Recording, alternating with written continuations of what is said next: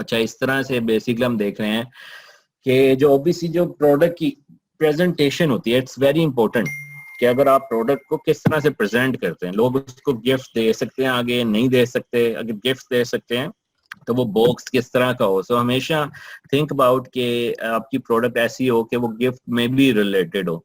लोग अगर गिफ्ट देना चाहें, जो कि November and December, these are the peak season. तो अगर आपकी सेल $1000 पर मंथ होती है अमूमन डिफरेंट डिफरेंट मंथ्स में, बट नवंबर दिसंबर में it becomes like 4-5 times higher, like 4 और 5,000 पे चली जाएगी, because it's way too much. So इसमें वेरी इंपॉर्टेंट कि आप अपनी पैकेजिंग को इस अंदाज में रखें कि लोगों को पसंद आए। और मतलब ओबियसली आप ये भी देखें कि कंपेटिटर्स की कैसी है पैकेजिंग। आप नेट पर सर्च कर सकते हैं उस ब्रांड के नाम से और फिर पैकेजिंग को लिख करके, मींस एंकर चार्जर पैकेजिंग इस तरह आपके सामने आ सकती है।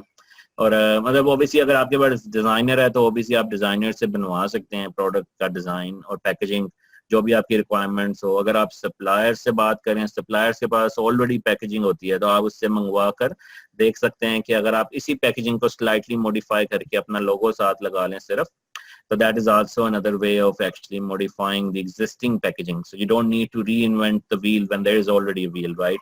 So अगर आपको कोई भी ऑप्शन नहीं मिलती, when there are obviously websites like Fiverr, Elance, Odesk, 99 Designs, and all those. So it's just basically you choose whatever is convenient for you. But the aim is to have your branding is pretty much visible in the packaging. और and also उसमें make sure करें contact details लिखी हुई हैं आपकी, means के email लिखी हो आपकी कि कस्टमर सपोर्ट क्या है, कि अगर इसको कोई इशू है तो वो बेसिकली आपसे कांटेक्ट कर सकता है। अगर आपकी शॉपिफाई वेबसाइट रेडी है तो आप शॉपिफाई वेबसाइट का यूआरएल भी दे सकते हैं उसे। तो उसमें आप ऑब्वियसली डिफरेंट चीजें दे सकते हैं, कॉन्टेक्ट डिटेल्स। कुछ लोग थैंक यू कार्ड डालते हैं अंदर जिसमें लिखते हैं कि if you like the product so उसमें आप मुझे रिव्यू दें। सो आप you can always add things in it जो कि आपका सप्लायर आपके लिए ऐड करेगा, आप उससे पूछ सकते हैं।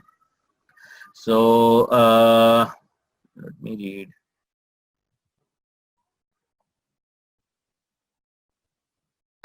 सर हम प्रोडक्ट्स को सेल आउट करने के लिए कौन कौन से मेथड यूज करें? वो भी आगे आएंगे सेल करने के लिए। वो आगे मॉड्यूल्स हैं जो कि प्रॉपर्ली फोकस करेंगे कि हम किस तरह से प्रोडक्ट्स, क्या मेथड्स हैं उनको सेल करने के। लेट्स फोकस ऑन करंटली के products branding and all that in this module. If you choose any brand name, then how we can check it's already used or not? So trademark या पे check कर सकते हैं, वही search करके आप amazon.com पे वही ब्रांड नेम सर्च करके लिख सकते हैं वो क्या डिस्प्ले होता है, इस तरह से आप देख सकते हैं। सर क्या सप्लायर न्यू बंदे को सैंपल देगा? जी, सप्लायर का यही काम है कि न्यू बंदे को सैंपल दे, उसका काम ये सैंपल उसी को दिया जाता है जो नया हो। सर ट्रेडमार्क रजिस्ट्रेशन और ब्रांड रजिस्टर एक ही चीज है, रजिस्ट्रेशन के चार्जेस कितने होते हैं और कितना लगता है? Sir basically there are two things. तो ट्रेडमार्क जो होता है वो होता है ओवरऑल, कहीं भी ईबे पे भी कहीं यूज हो रहा है, किसी भी जगह कहीं भी आपका ब्रांड नेम अगर यूज हो तो आप बेसिकली उसको उतार सकते हैं क्योंकि आपका नेम रजिस्टर करवाया हुआ, और आप उसको लीगल लेटर जो कि टेम्पलेट इस तरह के भेज के आप उतरवा सकते हैं। जो ब्रांड रजिस्ट्री होती है वो अमेज़न के अंदर होती है, वो भी अभी I think we have covered in one of the slides, so will discuss. Will we show our packaging design in our listing pictures on Amazon? जी, कुछ लोग शो करते हैं, कुछ लोग नहीं शो करते। It depends how good is your packaging. अगर बहुत अच्छी है तो you should, right? Sir trademark is compulsory और नॉट? नहीं, कंपल्सरी नहीं है, it's just up to you. But obviously अगर आप बिजनेस को काफी एक्सपेंड कर रहे हैं और आपका बिजनेस बहुत तेजी से ग्रो हो रहा है इंशाल्लाह, तो आपको फिर जरूर करना चाहिए। अदरवाइज आपको इशू आ सकते हैं, लोग आपकी प्रोडक्ट को चोरी कर सकते हैं। अगर आप समझते हैं अभी मेरी प्रोडक्ट इतनी नहीं चल रही है, अभी मेरा बजट नहीं है, इनिशियली नया नया काम है, तो ठहर जाए। मैंने अपना ब्रांड रजिस्टर 1 साल बाद किया था, so it's up to you.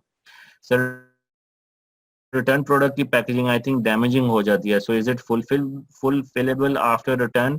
ये अमेज़न डिसाइड करता है जब उसके पास वो रिसीव होती है। अगर तो वो वैसे रिटर्न हो तो आप बेसिकली उसको मतलब you can actually, it's up to you. जब वो रिटर्न आती है या आपकी डैमेज होके आती है, डैमेज जो होती है वो तो डिस्पोज कर देता है अमेज़न, बट रिटर्न में यू कैन ऑलवेज डिसाइड कि जो रिटर्न हो वो भी सेलेबल हो कि आप उसको भी डैमेज करें। सो जब अमेज़न का कंट्रोल पैनल आपको मिलता है उसके अंदर ये भी चॉइस है। ट्रेडमार्क रजिस्टर होने में 8 मंथ्स लग जाते हैं, नहीं वो और यूके के लिए लगते हैं अगर आप amazon.co.uk में सेल कर रहे हैं।